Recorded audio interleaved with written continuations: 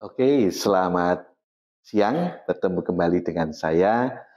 Saya Eko Aris dari Program Studi Teknologi Rekayasa Mekatronika, Fakultas Vokasi Universitas Sanata Dharma Yogyakarta. Nah, senang sekali hari ini kita bertemu kembali dan hari ini seperti biasa saya akan sedikit berbagi tentang kompetensi yang penting untuk kita bisa mahir menguasai pemrograman PLC.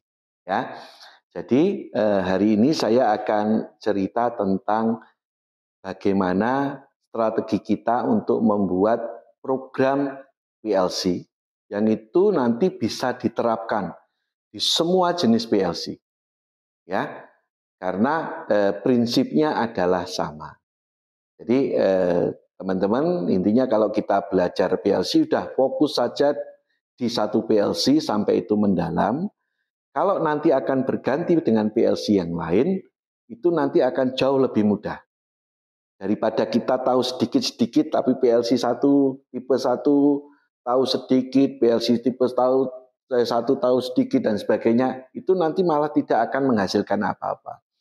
Jadi kuncinya belajar adalah fokus untuk satu PLC, sampai itu dalam. Nah, itu nanti akan jauh lebih bermanfaat daripada kita tahu banyak tetapi sedikit-sedikit. Gitu ya. Nah, saya akan sharing sedikit tentang bagaimana kita membuat program PLC. Ya. Nah, di dalam program PLC, karena ini nanti diaplikasikan di industri, nah, gerakan yang ada di industri itu adalah gerakan sekuensial. Gitu ya. Gerakannya selalu berurutan. Jadi mesin-mesin di industri manufaktur itu selalu bergerak berurutan. Maka karena kontrol utama yang ada di industri itu adalah PLC, maka kompetensi penting yang harus dikuasai adalah bagaimana kita membuat program sekuensial, gitu ya. Program sekuensial. Maka di sini saya beri judul logika dan sekuensial. Kenapa muncul logika di situ? Karena untuk syarat sekuensial berikutnya itu butuh input. Dan inputnya itu bisa jadi mengandung logika tertentu. Gitu ya. Jadi kenapa saya memberi judul logika dan sekuensial. Nah, sekarang kita akan melihat, jadi kalau kita nanti mempunyai kasus, bagaimana kita menerjemahkan kasus itu ke dalam diagram sekuensial. Terus bagaimana dari diagram sekuensial kita terjemahkan ke dalam program PLC. Nah, kompetensi itulah yang nantinya sangat-sangat penting dan bisa diaplikasikan di semua jenis PLC. Gitu ya. Bahkan ini bisa diaplikasikan dengan kontrol menggunakan relay yang sebelumnya banyak digunakan saat dulu PLC belum ditemukan. Jadi basicnya dari situ dasarnya. Oke, kita lihat bagaimana diagram sekuensial itu kita buat. Ya, diagram sekuensial itu selalu mengandung input. Ya. Jadi kita urut dari input 1. Nah, input 1 ini bisa mengandung logika tertentu. Logikanya bisa AND, bisa OR, bisa NAND, bisa NOR, bisa exclusive OR atau logika yang lain gitu ya. Jadi kalau input 1 ini aktif gitu ya, maka yang terjadi output 1 ini akan aktif. Ya, gerakannya sekuensialnya seperti itu. Terus kemudian jika output 1 ini sudah aktif, maka butuh gerakan berikutnya. Nah, itu pasti menunggu syarat juga. Input 2 dengan logika tertentu. Gitu ya. Kalau ini sudah aktif, maka yang terjadi output 2 akan aktif. Nah, setelah output 2 aktif, maka gerakan berikutnya itu menunggu syarat. Nah, asumsi ini hanya 2 sekuen saja. Nah, syarat terakhir ini nanti akan mereset sistem. Nah, itulah nanti cara sederhana kita untuk menerjemahkan gerakan sekuensial mesin ke dalam program PLC dengan membuat diagram sekuensial. Ya, nanti kita akan menunjukkan studi kasus, terus kemudian bagaimana kita menyelesaikan studi kasus itu dengan sampai membuat program PLC. Nah, kita masuk ke logika dulu ya. Jadi sebagai syarat input yang ada di sini, ini bisa berupa logika tertentu. Misalnya logika N. Kalau kita memiliki 3 input, ini di dalam tabel kebenaran, ini adalah tabel kebenaran.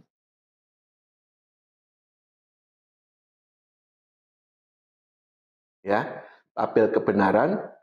Maka ini jika kita memiliki 3 input, maka input itu akan ada 8 kemungkinan yang terjadi, ya.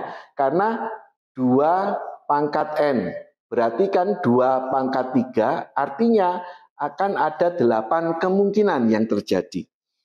Semua inputnya mati, sampai kemungkinan terakhir adalah semua inputnya aktif. Ya, semua off, semua on. Semua nilainya 0 dan semua nilainya 1. Nah, logika N itu adalah logika di mana jika semua input aktif, maka outputnya aktif. Itu adalah logika N. Logika OR, ya, ini kalau N, ini kalau di program PLC nanti disambung secara seri. Kalau OR itu satu saja input yang aktif, dia akan aktif. Ya, kalau tidak ada yang aktif baru dia mati. Nah, ini disambung secara diprogram atau disambung secara paralel. Input NAND itu adalah not N. Ya, not N. Jadi kalau di sini 0, di sini akan berubah menjadi 1. Ya, 0, 1. Maka NAND, kalau tadi N itu yang 1 yang terakhir, maka NAND itu adalah yang 0 yang terakhir saja. Logika NOR itu adalah not OR. Maka di sini yang 0 akan berubah menjadi 1, yang 1 semua berubah menjadi 0. Gitu ya. Nah, logika eksklusif OR, misalnya di sini kita minimal 1 saja, satu atau 2, ya, 1 atau 2 input yang aktif, maka dia akan aktif. Jika tidak ada, dia 0. Jika 3-3-nya, dia 0. Misalnya eksklusif OR kita buat seperti itu. Ya. Nah, ini nanti akan menjadi syarat untuk input. Ya, akan menjadi syarat untuk input di sini. Ya, bisa NAND, bisa N, bisa OR, bisa NAND, NOR, atau yang lain. Begitu ya. Nah, diagram sekuensial ini sebetulnya kita simplifikasi dari sequential function chart. Ya, jadi nanti masih ada lagi katakanlah ada percabangan dan sebagainya. Tapi kita basicnya adalah bagaimana kita nanti menerjemahkan kasus kita ke dalam diagram sekuensial. Ini adalah kompetensi penting yang pertama. Nanti ini bisa diterapkan di semua jenis PLC. Ya. Nah, kita akan belajar bagaimana membuat program sekuensial dari studi kasus. Ya, studi kasusnya kita sekarang outputnya hanya lampu saja, inputnya hanya tombol. Nanti kita bisa perluas lagi, misalnya inputnya sensor, outputnya tidak hanya lampu, misalnya outputnya motor lah, outputnya solenoid valve untuk pneumatik atau untuk hidrolik dan sebagainya. Tapi ini untuk mempermudah, untuk belajar bagaimana membuat program sekuensial. Nah, kita menggunakan lampu dan tombol. Ya. Ini Anda lihat, jika tombol 1 dan tombol 2 ditekan. Nah, Anda lihat di sini. Ini adalah syarat yang masuk di sini. Ya. Syaratnya adalah 1 dan 2. Berarti ini syaratnya pakai logika N. Ya. Jika tombol 1 dan 2 ditekan, lampu 1 menyala. Nah, sekuens pertama seperti itu. Jadi lampu 1 menyala nanti akan ada di output yang 1. Kemudian 5 detik kemudian, ya, 5 detik kemudian lampu 2 akan menyala dan lampu 1 akan mati. Ya, sekuensi yang kedua seperti itu. Sekuen yang ketiga, 10 detik kemudian lampu 3 akan menyala, lampu 2 akan mati. Nah, sekuensial yang keempat, 5 detik kemudian lampu mati dan sistem akan terreset. Nah, di sini ada tambahan, jika tombol 3 atau 4 ditekan, semua lampu mati. Jadi saat dia bergerak berurutan, tiba-tiba kita menekan tombol 3 atau tombol 4, maka ya lampunya akan mati. Nah, ini 3 atau 4, berarti kan logiknya adalah OR. Ya, tapi di sini akan membuat mati, berarti logiknya nanti akan menggunakan logik apa? Nah, itu nanti kita akan diskusikan di sini. Nah, kita melakukan identifikasi, ya. Saat menyelesaikan kasus akan lebih baik kalau kita secara administratif itu benar-benar kita ikuti. Ya, misalnya kita identifikasi. Misalnya di sini ada 4 input, ya, tombol 1 sampai tombol 4 karena kita ada tombol 1 2 dan tombol 3 4. Ini kita hubungkan ke alamat input mana, ya. Nah, saya menggunakan PLC-nya nanti Omron CP1E. Nah, ini nanti bisa diterapkan di semua jenis PLC, ya. Alamatnya 00, 01, 02, dan 03. Kemudian ada 3 lampu, alamatnya 100, 00, 100, 01, sama 100, 02. Gitu ya. Nah, ini setelah kita identifikasi, jelas nanti berarti kalau saya menulis lampu 1, nanti di program kita itu alamatnya adalah 0.00 dan seterusnya. Gitu ya. Nah, sekarang kita menerjemahkan ini ke dalam diagram sekuensial kita. Ya, jadi kita ikuti tadi, ini adalah template-nya, gitu ya. Ini adalah template-nya. Nah, sekarang kita ikuti di sini. Jika tombol 1 dan tombol 2 ditekan, ya, maka sebagai input tombol 1 dan tombol 2 ya, ditekan, ya, lampu 1 akan menyala. Nah, kita input tombol 1 dan tombol 2. Nah, nanti saat kita belajar di sini, kita harus tahu rangkaian namanya latching.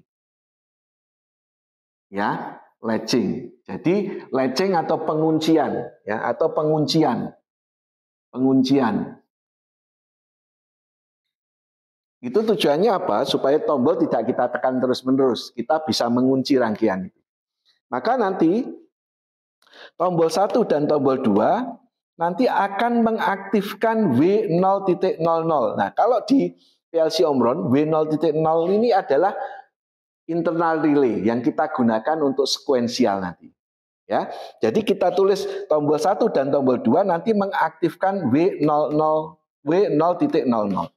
Nah, di sini nanti yang terakhir, sekuen terakhir ini kan akan mereset. Ya, akan mereset. Ya, maka ditulis reset di sini artinya nanti tombol 1 dan tombol 2 itu mengaktifkan W00, tetapi nanti dimatikan oleh W03 ya untuk mereset di sini. Nah, ini yang pertama sudah kita buat. Ya. Tadi tombol 1 dan tombol 2 ditekan, lampu 1 menyala. Maka tombol 1 dan tombol 2 ditekan ya mengaktifkan W00, ini lampu 1 menyala. Oke. Nah, karena yang berikutnya 5 detik kemudian lampu 2 menyala, maka untuk syarat kegerakan berikutnya kan timer kita harus mengaktifkan timer.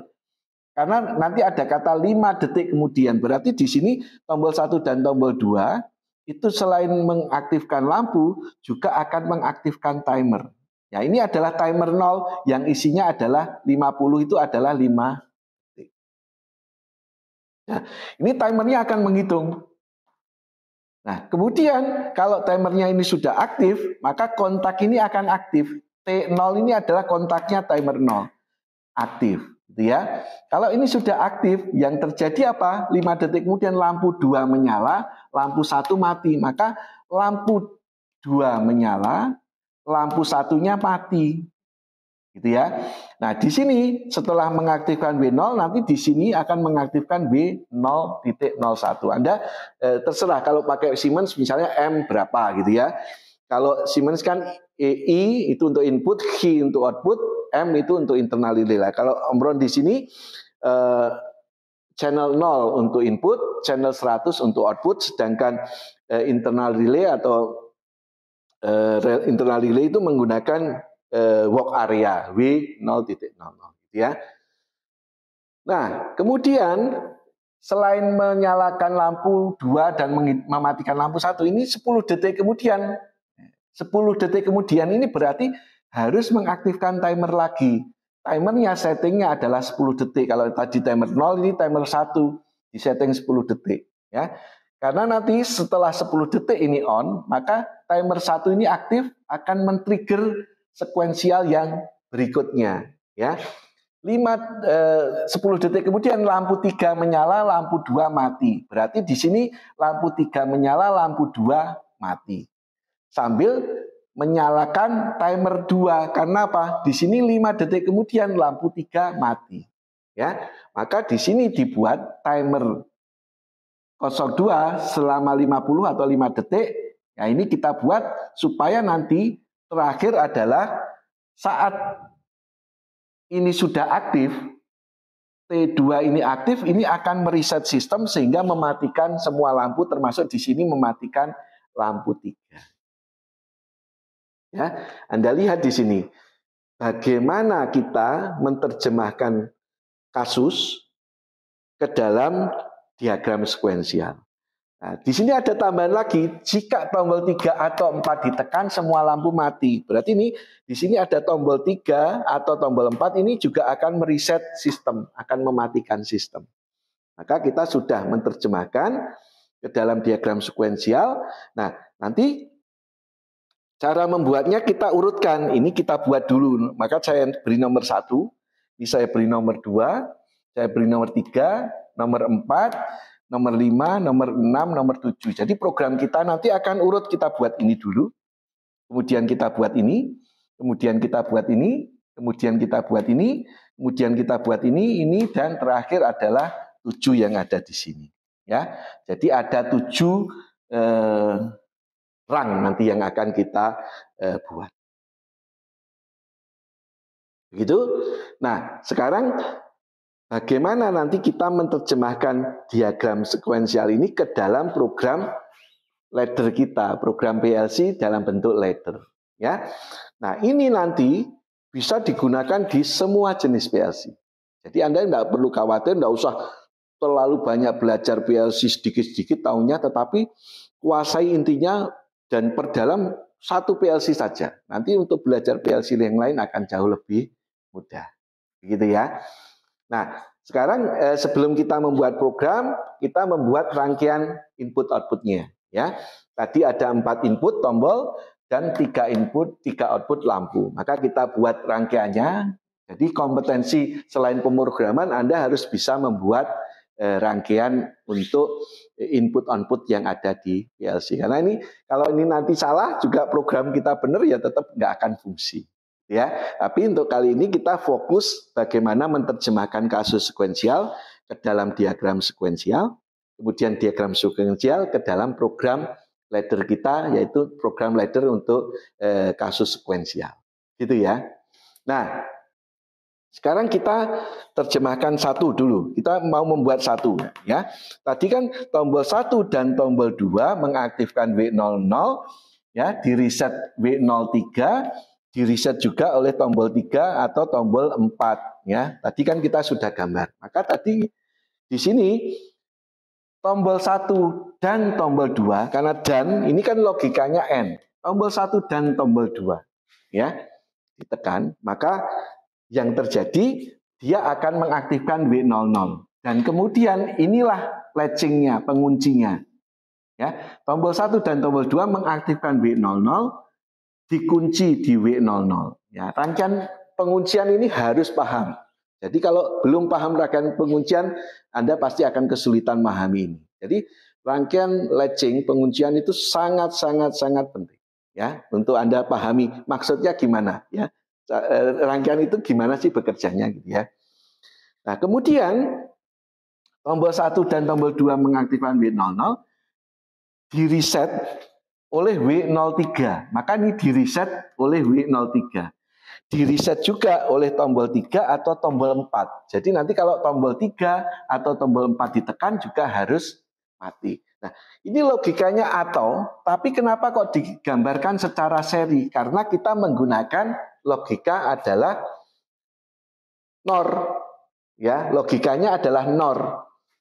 Jadi satu saja aktif, maka dia akan mati. Gitu ya. Nah, Anda lihat ini adalah logika N, ini adalah logika NOR. Jadi penguasaan tentang logika dan sekuensial menjadi sangat penting. Ya, terutama adalah terkait sekuensial. Satu sudah selesai kita buat. Terus sekarang yang kedua, syaratnya adalah gini. Ini adalah syaratnya, kontak timer 0 mengaktifkan W01 diberi syarat W00. Ini panah ini memberi syarat ini. W00. Maka di sini apa? T0 mengaktifkan W01 ya, dikunci, di latching, kemudian diberi syarat W00. Ya. W00 ini memberi syarat supaya apa? Supaya W01 ini tidak akan aktif sebelum W00 aktif. Jadi selalu berurutan seperti itu. Jadi nanti ini di set, kalau ini sudah aktif, ini memberi syarat yang kedua. Kalau ini aktif, memberi syarat yang ketiga, dan seterusnya. Kemudian yang ketiga di sini, ya, ini adalah yang ketiga, T01 mengaktifkan W02 diberi syarat W01. Maka T01 mengaktifkan W02 dikunci dan diberi syarat W01. Ya, saya beri tambahan tanda panah ini untuk menunjukkan bahwa ini memberi syarat ke sini. Terus kemudian yang keempat di sini T02 mengaktifkan W03 ya, kemudian diberi syarat W02 ini dikunci di W03. Jadi 1 2 3 4 ini sudah selesai kita buat. Berarti kita membuat yang kelima. Yang kelima itu ada di sini. Ya. Di sini tadi, jika tombol 1 dan tombol 2 ditekan, itu kan mengaktifkan W00. Maka W00 ini adalah syarat untuk mengaktifkan lampu 1. Maka di sini ditulis W00 itu syarat mengaktifkan lampu 1. Gitu ya. Kemudian W00 juga mengaktifkan timer 0. Maka di sini W00 juga mengaktifkan timer 0. Isinya adalah 5 detik. Nah, ini apa? Ini apa? Nanti ini muncul dari sekuensial berikutnya. Nanti saya tunjukkan. Berarti ini sudah selesai kita buat. Sekarang yang di sini W01 mengaktifkan lampu 2. Nah, maka di sini W01 mengaktifkan lampu 2. Kemudian W01 mematikan lampu 1. Maka W01 tadi lampu 1 kan di sini. W01 mematikan lampu 1. Maka logikanya not di sini. Karena kalau dia aktif, dia mematikan, memutus di sini. Kalau ini tadi logika identitas, ya NO, ini logika yang not, NC gitu ya. Karena di sini tadi kalau W01 aktif, maka lampu 1 mati. Jadi kalau W01 ini aktif, ini malah membuka lampu 1 mati, gitu ya. Oke, jadi ini terus kemudian sambil mengaktifkan timer 1. Maka di sini sambil mengaktifkan timer 1. 10 detik. Dan yang terakhir di sini W02 menyalakan lampu 3, W02 menyalakan lampu 3. W02 juga mematikan lampu 2. Ini W02 mematikan. Nah, maka di sini dibuat normally close di situ. Karena nanti kalau itu aktif dia akan memutus, ya. Terus W02 juga mengaktifkan timer 2. Maka W02 juga mengaktifkan timer 2 5 detik. Sehingga program kita selesai. Jadi 1 2 3 4 5 6 7. 1, 2, 3, 4, 5, 6, 7. Begitu ya. Nah, di sini ingin saya tunjukkan apa? Kalau Anda diagram kasus sekuensialnya itu entah panjangnya kayak apapun, kalau kita melakukan itu secara prosedural itu akan jauh lebih mudah. Jadi ini kita terjemahkan ke dalam diagram sekuensial. Nah, nanti dari diagram sekuensial membuat program PLC ini sangat mudah. Gitu ya. Nah, ini bisa Anda terapkan di semua jenis PLC. Bahkan menggunakan relay pun bisa. Nah, teman-teman, semoga sharing ini bermanfaat. Selamat belajar. Sukses selalu. Terima kasih.